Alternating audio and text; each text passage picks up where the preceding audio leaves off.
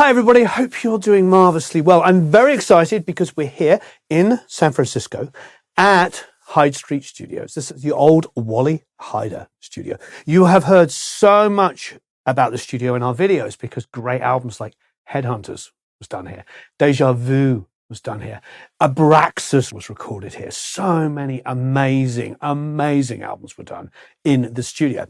So today we're going to be with the house engineer, Will Chason, who is working with a band called Forest Day, and we're going to track some drums, and he's going to break down how he recorded them, and we're going to record them, obviously, and you are going to get the multitrack. So you can download down below the band, Forest Day. The song is called Sweatshop Cathedral.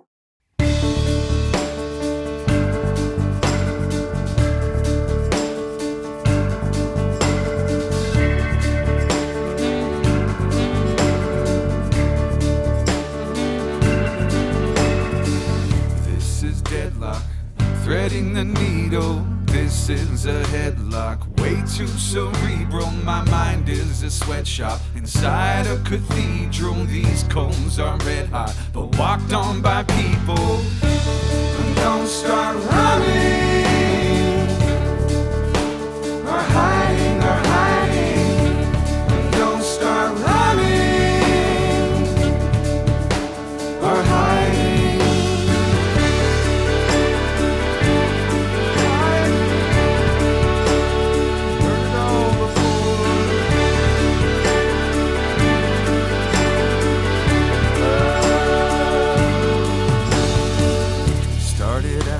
The best of intentions, we wrestled our demons, found answers to questions, and tucked in our children while advancing our weapons and pacified people await intervention. But it's not coming, but we're waiting, but it's not coming, yet we're waiting.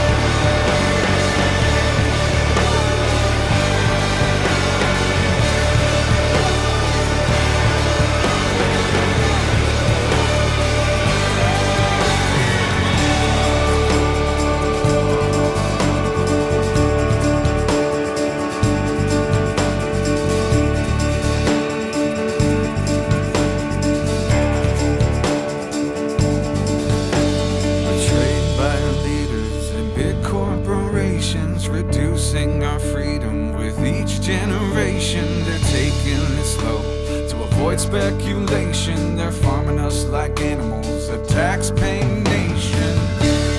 While we're sleeping, they're winning, While we're sleeping, we're losing.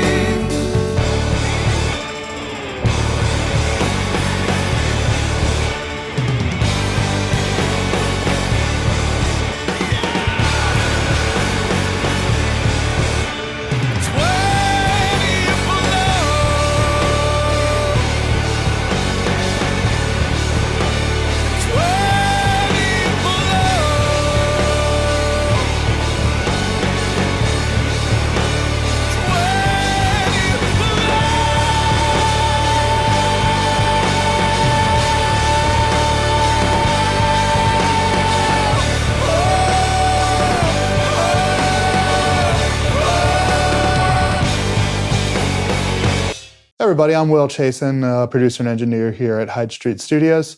We're recording drums. The drummer has already come in and set up their own kit, and it's all tuned and comfortable. That's always the first step, making sure the drums sound good in the room.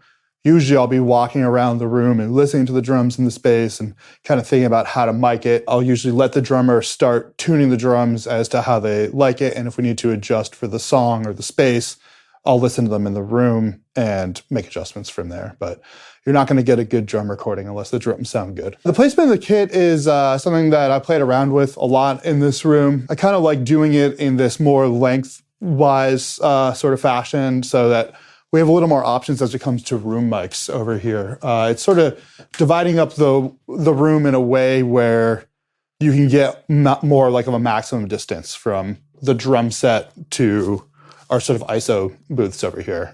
So you can really kind of dial in if you want more of a room tone on the room mics, or you can kind of get a little bit more closer so it's not quite as roomy on these room mics. The mics are set up right now in a general placement.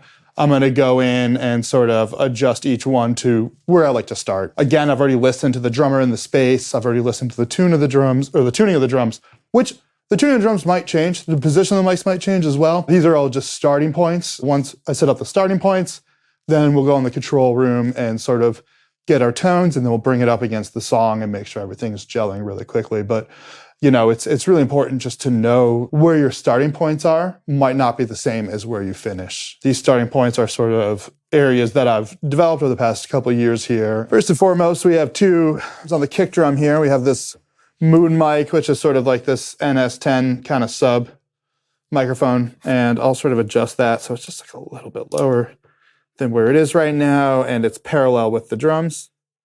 And this is going to provide, you know, that sub. You know, sometimes I'll just leave it out of the mix. Some people like having it in their mix, so it's always good just to grab it. And I think you'll kind of see that general technique as one of the themes for recording in a studio like this. When you have, you know, 36 channels of Neve and this beautiful mic collection that we have here, that we're really lucky to have all these things, but it lets us grab a little bit extra. Like, it's easy enough to record extra drum tracks, extra microphones, even if they don't get ended up using in the stereo. Maybe they get used in the Atmos or the immersive version as well.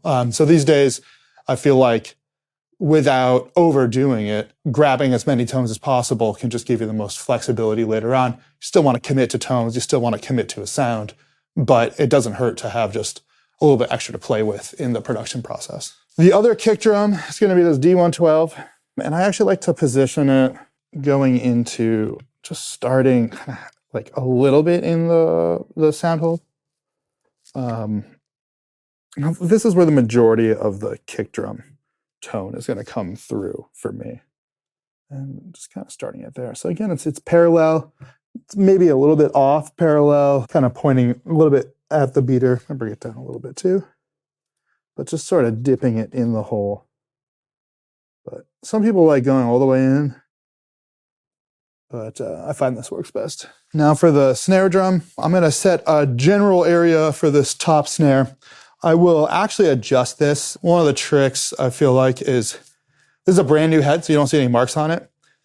If a drummer brings in a snare head with a bunch of marks on it, chances are that's where they're going to hit the snare drum the most.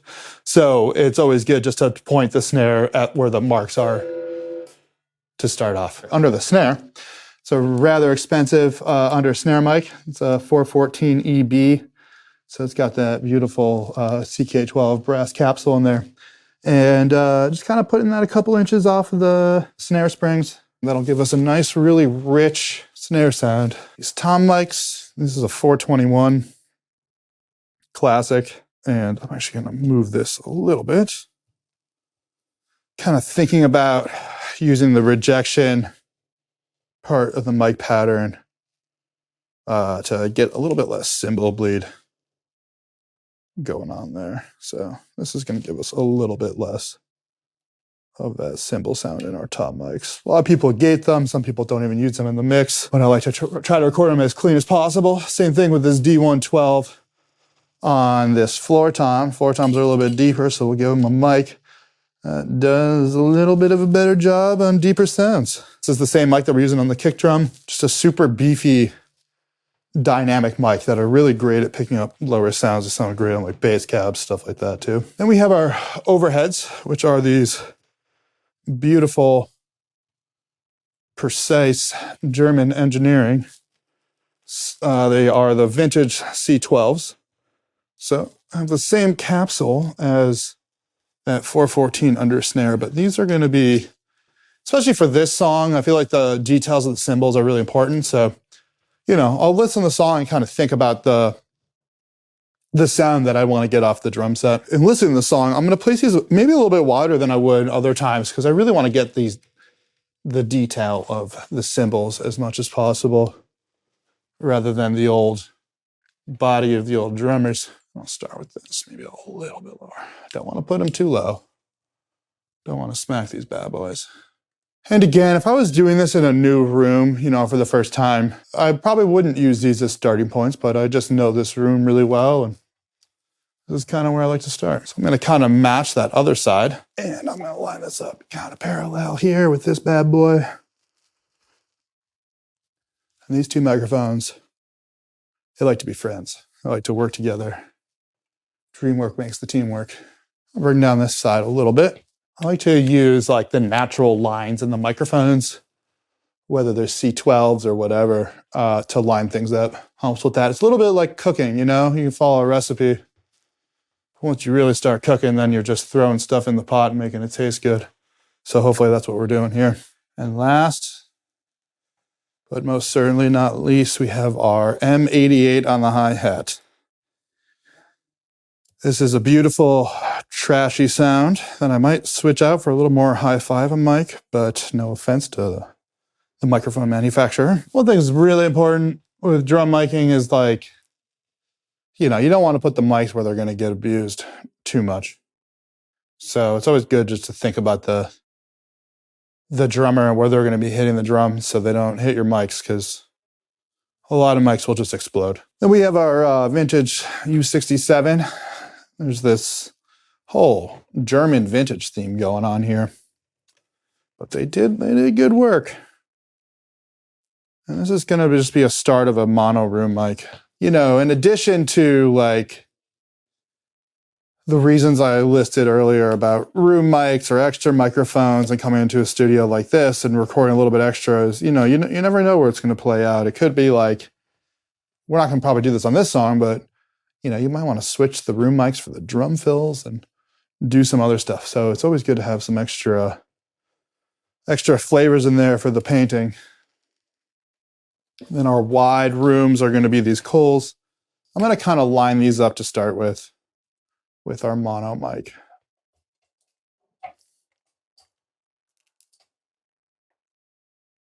And I'm just kind of pointing this out. I kind of pre-measured these. Sometimes I'll measure it to my nose. Put my finger in front of my nose and make sure it's all the right height. Right now, I'm just going through and, I think it's important not to get too zoomed in to the individual drums. All right, thank you very much. Give us 1 second here, please.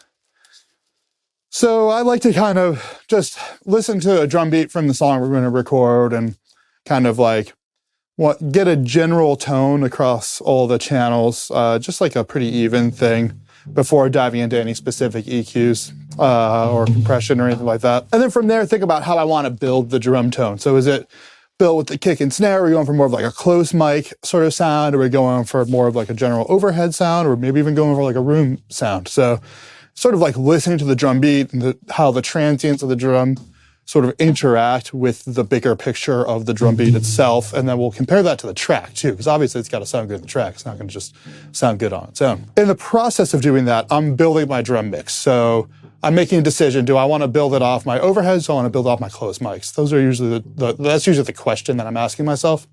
And from there, I will start EQing and scooping out frequencies or boosting frequencies, because these Neve EQs sound really good at boosting or cutting. Analog, digital, whatever floats your boat, gets the job done. All good here. But I will say that these specific Neve EQs are really beautiful at boosting, especially low end and the highs.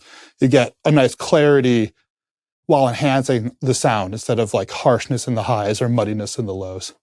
Something magical about it. I mean, there's that clip of Rupert Neve talking about how if you look at the numbers, it all looks the same, but it sounds different. And I think you just got to use your ears and figure out each piece of gear and how you want to use it to the best of its ability, the best of your ability. I think more so than specific frequencies, knowing the equipment, and if you're going at it from a numbers approach, you're probably not using your ears as much as you should be. And so really kind of having your hands on the gear. That's one of the benefits of analog is you can really manipulate each EQ chain with both hands really quickly. So you're reacting to how it's sounding instead of looking at the numbers. I think a lot of engineers get to the point where they play the equipment, and that's sort of part of playing the equipment. You're not thinking of, oh, am I boosting at 30 hertz? Am I boosting at 100 hertz? You're sort of, generally which each piece of gear will sound good at boosting, like say 30 hertz boost on this or, 100 hertz boost on this, 180 will sound good or muddy on each application. But it's kind of going through and it's a feel-based, it's a reaction to how the drums are sounding and how you're manipulating them more so than boost at 10K.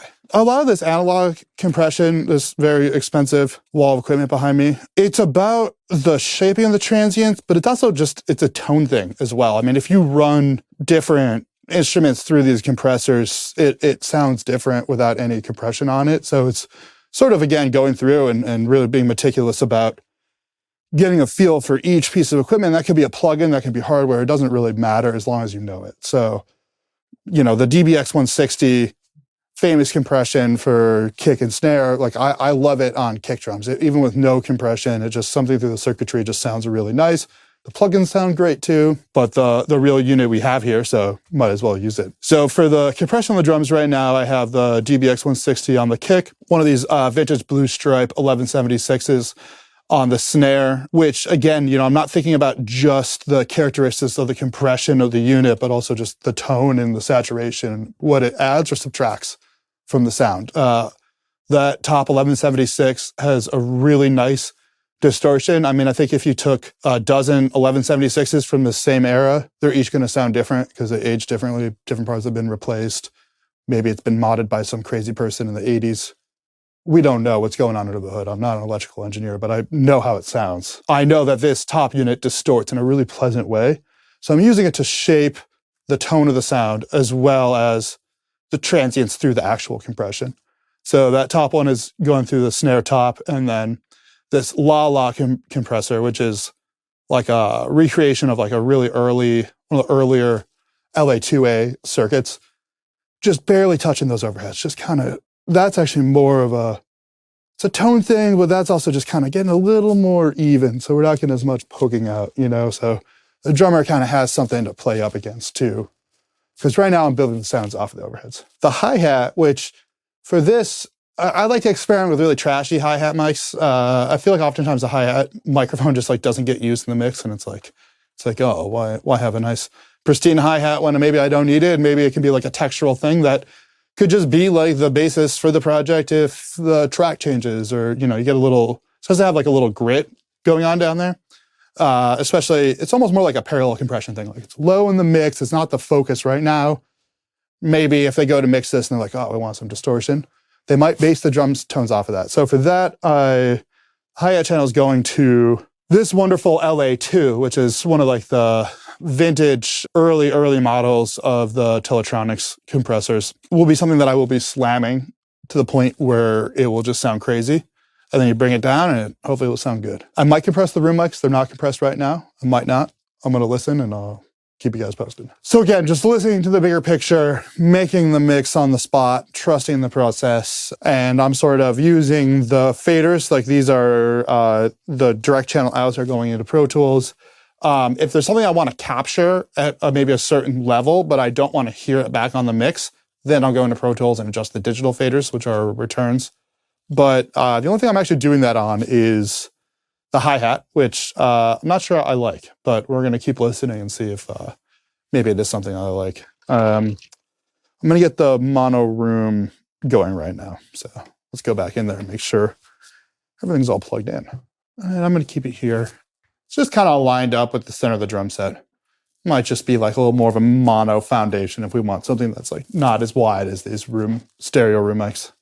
And I think an important thing here is like, I don't care if the drums, like each drum mic sounds good on its own. It's just about the bigger picture here. Like, you guys will get the stems, but every other time it's just like someone listening to a record. So the record has to sound good, not the kick drum.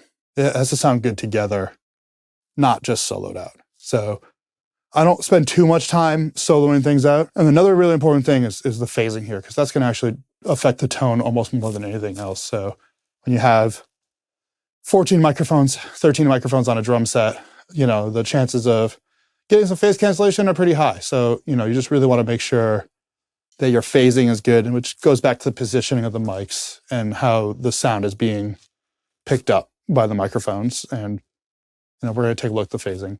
Wait, sorry, what was the question? Like, how do you like to center the overheads? Is it to the kick or to the snare or neither? Just kind of like... I think about just like the width of the drum set as a whole, like cymbals included. Gotcha. Because it's like, I'd rather use those for the cymbals as well. So it's a little bit of a balance, like maybe per song, per project, whatever, but when I first started, it was like way too wide, which is why I moved them in. It was like way too cymbally. Yeah. But I wanted to build the drum sound off of those overheads. So fill it in with the spot mics, and so it's like, all right, cool, let me bring them in a little bit more. Right. And like, yeah, there's probably like a little bit more in the left mic or whatever, but with the close mics, it's like down the line anyway, so it's like, it's still pretty balanced as that mono signal. It sounds great. Oh, sick. Thank you. I mean, I'm always just curious. Like, everyone's got their, like, guidelines as to... Yeah. Like, the center of the snare, center of the kick. Some guys are like, those are cymbal mics, it doesn't matter. Yeah, no, it's like a confusing thing, I feel like when you first start and you're like, oh, wait, what are these for? Right.